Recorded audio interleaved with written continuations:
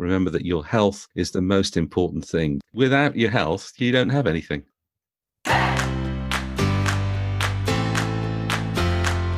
So welcome to another episode of the Indian's Guide to Studying Abroad, a podcast that provides you with the information you need to study in countries such as the UK, Australia, the US and Canada. I'm Dr. Ranjit Kutan. And I'm Professor Tony Stewart. And we're the co-hosts of the show. In our last episode, we explored COVID-19 and the restrictions that students need to be aware of when considering studying abroad. It was popular with our listeners, especially due to the changing measures, which include full and partial lockdowns, a tier system, and other local measures. We did mention that rules can be very confusing. We weren't too surprised when we received lots of feedback from students already studying abroad. Our thanks in particular to Rohit, studying in Harvard in the US, Lakshmi, studying at the London School of Economics, and Abhishek, studying at the Melbourne Institute of Technology. These and many other listeners suggested that we do a show outlining the COVID restrictions and tips to cope with these for those already studying abroad.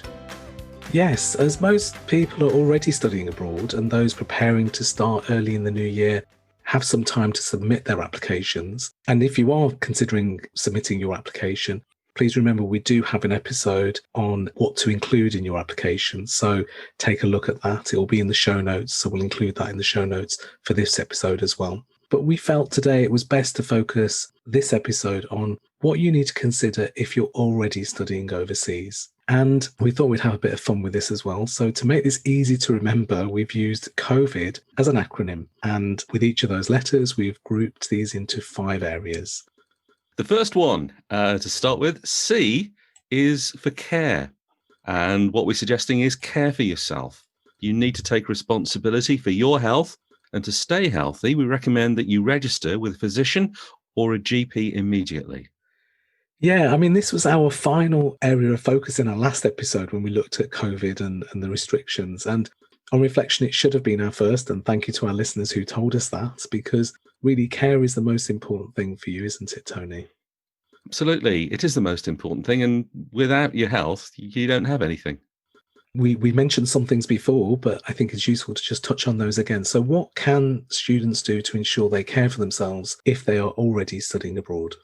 Okay. Well, we've already said the first one, which is registering with a GP. Now, your university will provide you with information of how to do this, and they'll also give you a list of available GPs and physicians in the local area. So do make sure that you find out that information and register promptly. It's a good idea not to leave it until you need somebody, because that can cause you problems. And sometimes you really do need to get in touch with somebody straight away. You're right, Tony. I think in the UK, we have a system with, it's free registration with a GP. But in other countries, you'd have to have insurance. So that's something people would have prepared before they go out, I guess. Yes, indeed. Of course, there are emergency services. So find out how to contact them. In the UK, you can phone 999 if you need an ambulance. If you don't need an ambulance, but you still want to talk to somebody about your health, you can call 111, for example. So where you are, find out how to contact the emergency services so that when you need them, you haven't got to spend time trying to find out the information. That's a really good point. And I think, if it was me, I'd probably have that on a piece of paper stuck on the wall. So, if I needed to find it, I don't have to open my PC. It's That's there right. So I can see it. That's right. And do have a look at the information that's on your wall frequently, so you will remember that where you need it, it's on the wall. Yeah. So you don't go start having a look in drawers and folders and things. Because often when I've got things displayed, I don't remember I've got them displayed there. Yeah, I mean, I'm looking at my wall now, actually. I've got a few things displayed. I've got numbers for family members. I've even got 111 and 911 as well, because you can call 911 in the UK, and that's a replacement for 999. It sounds a little bit complicated now thinking about it, but it's really not that complicated. I think, as you said, Tony, if you just find out that information, it's really important to do that before you have a problem. Yes, it is. Staying with the medical side of things, think about any medications that you know that you can get in your home country and may not be able to find so easily in your host country. That's true. I think I'm just thinking of some of those home remedies. I was born in the UK, but my parents came from the Punjab, and there's all these little home remedies that we use. I mean, they're not medications really, but it's things like if I've got a bit of a sore throat, I might have turmeric in milk. Have you tried that, Tony? I've heard about it, but Okay. no, I never have actually. That's interesting though. Yeah. I already like the sound of it. It's okay. You have to have a bit of honey in it as well, so I think that helps. Even better. But I mean, those aren't medications, but those are sort of things that if you want to ask your parents how do you make those sort of things, plan and prepare that beforehand. But there may be other medications, as you say, that you might be able to get. And also, people need to be aware, don't they, that you can't take certain things. They might be legal in some countries, but not in others. Absolutely. Yeah, make sure it's legal to actually bring it into the UK or the country that you're going to. Yes. And you might also want to stock up a little bit on some other medications. For example, paracetamol, painkillers, so that when you need them, if you need them, you've got them there and you haven't got to go hunting around and trying to find a pharmacy or a supermarket or something like that. That's so true. I mean, just those sort of simple medications can just, you have a headache or something, you don't feel like going out. If you have it to hand, that's just ideal. That's it. They aren't expensive. We've got a little container in our kitchen. It's a Tupperware container, and we've got things like paracetamol, ibuprofen. We've got hay fever tablets as well, so that if we need one, we haven't got to go searching around. And these things aren't going to help you necessarily with COVID. I mean, just to mention they're not necessarily, no, but they're about keeping you healthy and keeping you well. And if you stay healthy and stay well, then you can at least fight off any initial infection of some kind. Yeah. So apart from the medical sorts of things, Ranjit, what other things do you think people can do to stay healthy? Well, there are other ways you can stay healthy. I mean, we talked before about walking and getting some exercise. So, even if you're in a kind of lockdown or the restrictions, you are able to go out and about, and you may not be able to go to the gym, for example. I know a lot of gyms have closed, but you can go walking in the outdoors, and that's always a good one. I think the other one is talking to people. So keeping in touch with people, it's really important, especially if you're living in private accommodation. You may not be with other students. So if you haven't made friends, go out, make some friends with your group and keep in touch with them, through phone calls. You can do video chats through Zoom, Teams, lots of different options these days. Anything else, Tony? What would you suggest? Well, of course, what you're saying there, talking to people, as well as helping our physical health, it can help our mental health as well. And that's so important if you're away from home, isn't it? Yeah, that's so true. And I think plan these things in. So plan them into your time that you have, because we don't have a lot of time each day. So there's lots of demands on our time. And we're going to be talking about that in a little bit. So I'm not going to say too much now. So in terms of, and you've touched on this already about mental health, I think really, really useful thing is mindfulness and just using some of the techniques of mindfulness. Have a look online. There's techniques you can use. Another one that's really important, and a lot of Indians do this, is yoga. I've done a bit of yoga in my life, but I don't do it every day. And yoga is a really important thing because it helps connect the mind and the body and helps to ground you. Have you done yoga, Tony? I've never done yoga, but I do occasionally use something called a mindfulness body scan. Okay, what's that? You just think about each individual part of your body, either starting from your feet and going upwards or your head and going downward. I find it's a really relaxing, peaceful thing to do. Maybe it would be worth finding out a little bit about it. I like it. You may like it or you might not. Is that focusing on the here and now? Is that part of it? Or That's right. So you think about, for example, your neck as you're proceeding down or up, and you just think about how your neck is feeling right now. If you've got any pain there or anything irritating, just accept that that's there and move on to the next part. So it's great for just taking a bit of time out, I guess, and just thinking about what you need as well and what you may need. So, okay. So one of the other things that we talked about last time was about some life lessons as well. So learning how to cook. Eating well is really important. And again, we're going to talk about that in a minute. So I'm not going to say too much now. Yes, it is. And getting some experience and knowledge of how to cook food yourself can also be useful. It's very easy to live on very cheap microwave meals, for example, but they're not the healthiest. No, you're right. So second area that we thought of, so looking at the O in COVID, the O is for organisation. Keeping busy will help, especially if you're living alone and if you're in a lockdown situation or there's some sort of tier system going on, or if you're only allowed limited access to on-campus activities. Now, in the universities where we teach, we are having a system of blended learning. Learning is taking place online, some is on campus. So people do get some interaction, but that's not the same everywhere. So plan your studies, use your calendar and create to-do task lists. So you know exactly what you've got to do and when and how much time you have for other activities. And planning is really important because you'll be expected to do a lot of self-directed study and reading. Now, this is something I know you've mentioned before, Tony, about the difference in expectations compared to when students are studying in India, compared to where they're studying in other parts of the world. So it's really important. And we're going to look at that in depth in one of our shows, aren't we?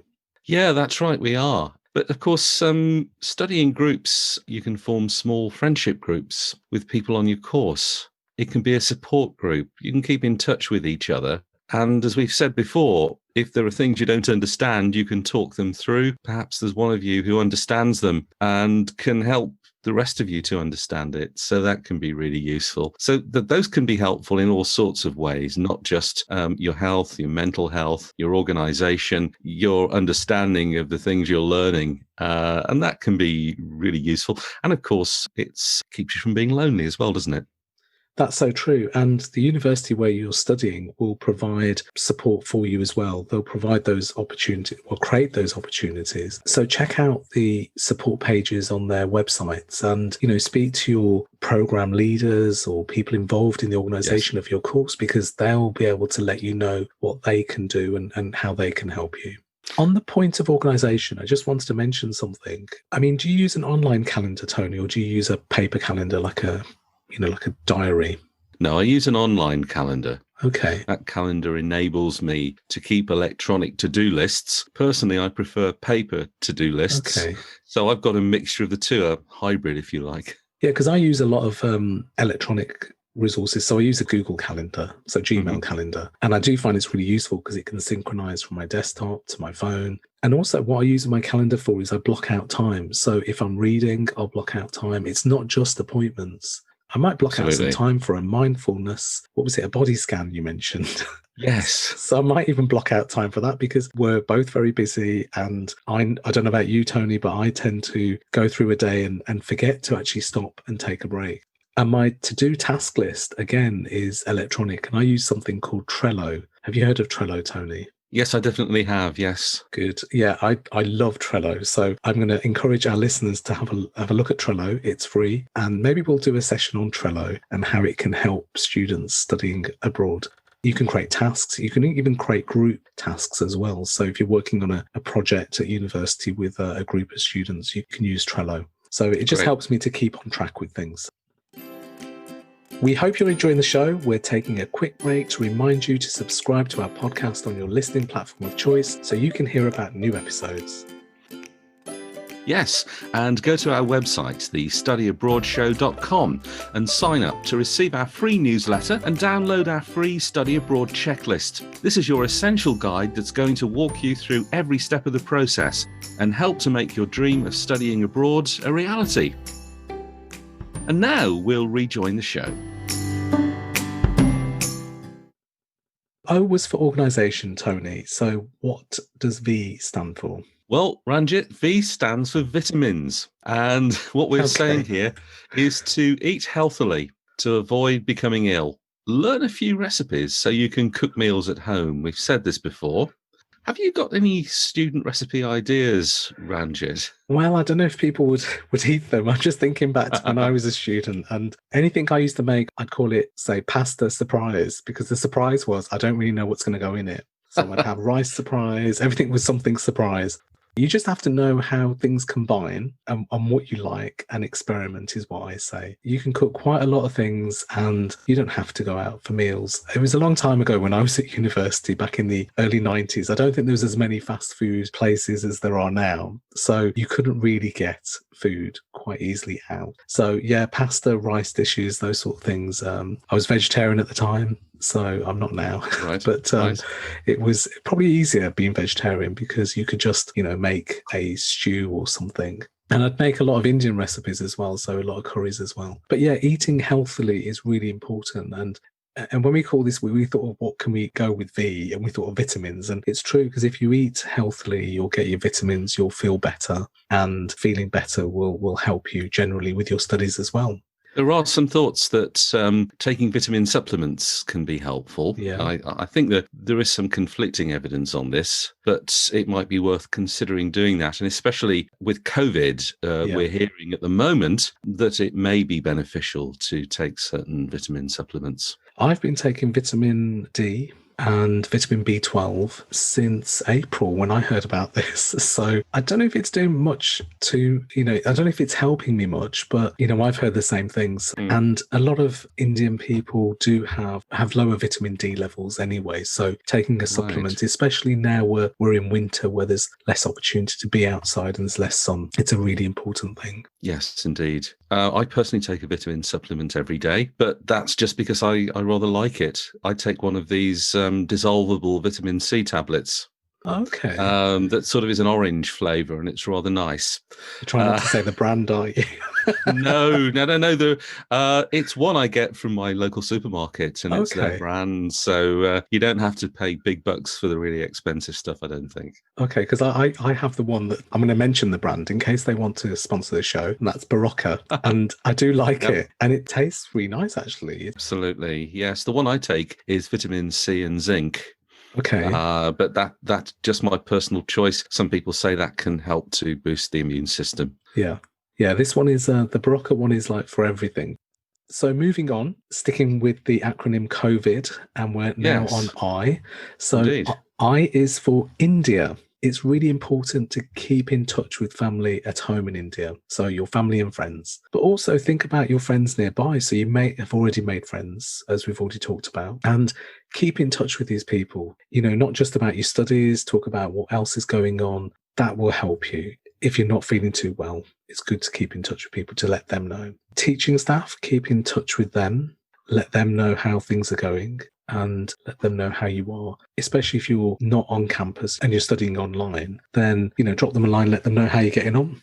Well, I would be thinking about what sort of people it would be useful for you to be in touch with, and make sure that you are. Sometimes we've got our group around us, but we suddenly realize that there are people who we haven't spoken to for a long time who actually can be really helpful and we really like to talk to, and we don't speak to them as often as we'd like to. So maybe it's worth thinking who that wider group could include. That's really interesting. I was on a training course many years ago, and one of the things they talked about was your influence circles. So this was in a business context, and they were saying that you should think through all the different people that you communicate with or you contact, and think about where they sit in terms of who do you contact every week, every 2 weeks, every month. So it might be an idea to write a list and use that approach, because sometimes we can get so busy in what we're doing that we forget to call family at home. And it's really important that you stay connected, and family at home, it might be you call them every couple of days. So make a list of people, especially where you're studying. You might need to get in touch with your personal tutor or your advisor or lecturer, and you might decide to get in touch with them every week, every couple of weeks, just to check in and tell them how you're getting on with your studies. And I think it's also worth, as far as all of these things we're talking about on this podcast, these are things you can be doing before you travel, or certainly before you start your studies. Don't leave them until your studies begin and you get really busy. Use the free time that you have to be making these arrangements so that you don't have to think about them when the going gets tough. Just going back to students who are already studying abroad, we already mentioned having emergency numbers on a piece of paper on your wall, on your noteboard. Maybe include a list of people that you need to keep in touch with, because if you see it, it'll remind you. I'm a great one for making lists and hanging them up so that you've got everything you need in front of you. It's organised. So finally, in COVID, we have D. What's D for? We do. D is for diligence. And as with your studies, constant effort will ensure that you achieve your goals. So keep to the guidance, even during those times when you feel exhausted with it or just want to give up. Make sure that you understand the restrictions and the rules and make sure you actually abide by them. It's important to know what the rules are, because if you don't obey them, it could result in a fine. It could, in extreme cases, result in you being thrown off your course, and nobody would want that. It's also important to know where to find that information about the restrictions and the rules. One thing that I personally found at the start of the COVID pandemic was the thing about social distancing. And I found that sometimes I kind of forget about it. I wasn't ignoring it, but I'd go walking through somewhere and I'd be going up the wrong aisle or something like that. Not doing it on purpose. It's just so easy to forget about it because it's not natural to us. So what I'm saying here, it's worth making sure that you think about this, think about what you need to do, and to be diligent about making sure that you are actually doing it. That's it's interesting you say that, Tony. I was getting some petrol for my car, and in England you have to wear a face mask when you enter a shop. And I filled my car up and I went in to pay. And as I went in, I just noticed, I thought, why are people staring at me? And it's because I forgot to put my face mask on. And it was only a brief visit inside. The people were behind screens, but I felt really bad. And I felt like having to say, I do know the rules. I've just totally forgotten. Yes, it's a great point that you make. I was going to say that I've got several friends who have actually challenged people about not keeping social distancing and about not wearing masks. And on every occasion, it's just resulted in them being abused. So you've got to consider, is it worth actually saying anything? Well, I'm glad those friends weren't in the petrol station when I didn't have my mask on. I think it was interesting because I did feel like people were giving me that look of, don't you know? And I'm actually asthmatic, so I find it difficult to breathe in a mask, but I do it anyway for my own protection and other people's as well. And I think, there are things you can buy now, I've heard, to help with ventilation and stop your glasses steaming up. So that's my next purchase online. It is worth mentioning that certain people are exempt from wearing masks. And of course, we're told that we shouldn't have to ask them about that. We shouldn't have to ask them for reasons, which is interesting because we're saying that, people are looking at us, but on the other hand, we're being told they may not need to wear one and you shouldn't be asking them. Yeah, it's confusing. And that's why I think people need to understand the rules and restrictions, and they change so quickly.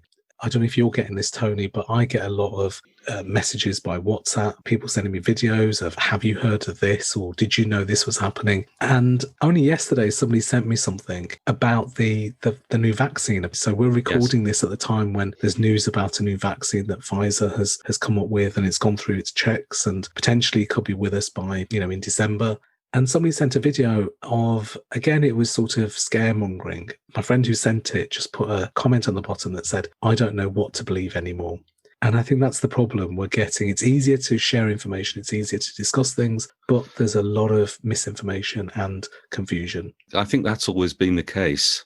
And the press don't always help. I've got an example of one particular online newspaper that ran an article saying about the risks from alcohol, of cancers and all sorts of other things, and then ran a story quoting an expert who said that as long as you don't drink more than 80 units of alcohol a week, you'll probably be fine. So in the same publication, two things that say exactly the opposite of each other. Then, of course, you raise the important point about anti-vaxxers. And we've had those for an awfully long time who believe that vaccination is actually harmful. Some people think that the government is trying to use it to kill us, and all sorts of conspiracy theories and other things. I'm trained in public health, and so I feel that vaccination is a good thing. I've got friends who are medics, however, some of who tell me that they would never have the vaccination and they would never let their children have one. So it's a point that's being seriously debated, but my personal feeling is that vaccination is a good thing. It's interesting because we actually teach as well as support public health Indeed. professionals in practice, and I get a lot of friends asking me, I don't know if you do, Tony, but they constantly ask me, what do you think? What do you think, Ranjit? What's happening with this? Or what's going to happen next? And they seem to think that we have some information that they don't have. So we have it first. Or if only. Yes. And we just have the same information as everyone else, and we get it at the same time. So we're equally surprised when things happen. And we're trying to work our way through all the misinformation as well. So just on that point about understanding the restrictions or rules or what's going on, we'd advise people to go to trusted sources for information. And they include things like government websites, also health organizations that are providing that information. That's where to get your information. One of the things we have in, I think most countries actually, is radio stations, talk radio stations, political radio stations, and occasionally listen to one in England. And what surprises me is the confusion that it creates, because they have different professionals on who say different things. And that doesn't help anyone. Well, in the UK, we're getting our own scientists who are completely failing to agree with each other, it seems. Yeah. Somebody will say one thing, the infection rate's going up, we need a lockdown. Another scientist will say absolutely not, the infection rate's actually plateaued and there's no need for a lockdown. Somebody else will say, well, actually, no, both of those are wrong. It's going down. Yes. There's a downward trend. So there isn't a lot of agreement. But then I think that's often the case with scientists, isn't it?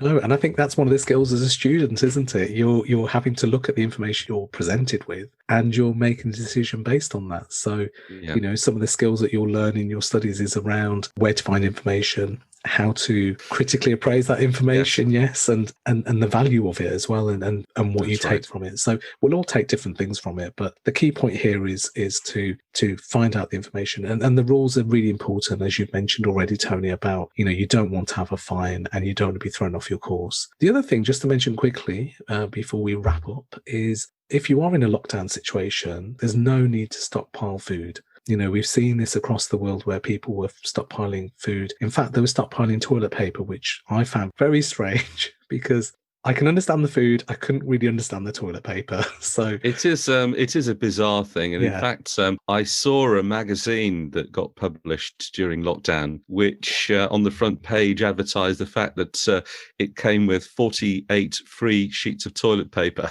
Yes. Which were the actual pages of the magazine. Yeah, I was a bit slow there, Tony. I did get it. No, that's all right. I didn't get it straight away either, Andrew. So you don't need to stockpile on food. And I think if you do have your basic essentials at home, that's all you need. If you are having to quarantine for, say, 14 days or something. And that's why it's really useful to have a good local friendship network as well, because if you are ill, and at least people can bring you something. Absolutely. That's completely right. So, in summary then, to manage the COVID-19 restrictions whilst you're studying abroad, we suggest you focus on 5 areas, and you can remember them by using the word COVID as an acronym. So we start with C, which is for care. Remember to look after yourself. Remember that your health is the most important thing. To register with a GP, to make sure that you know what to do in an emergency, and do things which will be looking after your physical and your mental health. Yeah, and the O in COVID is for organisation. So remember to plan, prepare, organise yourself in the sense of getting information together that you may need in case you are ill. Plan your days so that you include time for study, you include time for looking after yourself. And V is for vitamins. Remember to eat healthily and look after yourself. And I is for India. So keep in touch with family in India, friends in India, but make new friends in the host country, and just generally keep in touch with people. It's good for your mental well-being. And finally, D is for diligence. Following the guidelines can be difficult, but it's for everyone's benefit. So keep to them and keep going.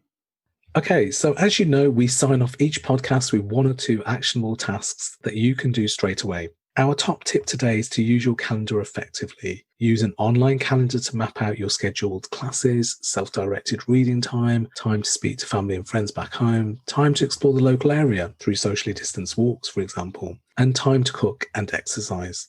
Now, we've talked about electronic versions, we've talked about paper versions. Do what works best for you. So if you do this, you'll find that you'll be able to manage all the demands on your time, and you can ensure that you cope with the changes as and when they happen and get through any difficult times if you do encounter illness.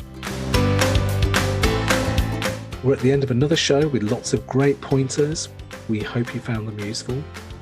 And remember, if you like the show, subscribe to our podcast on your listening platform of choice so that you can hear about new episodes. Go to our website, thestudyabroadshow.com, and sign up to receive our free newsletter and download our free Study Abroad checklist. This is your essential guide that's going to walk you through every step of the process and help to make your dream of studying abroad a reality. Yes, so thanks to everyone who has listened in today, and until next time, keep focused, Keep studying, and keep safe.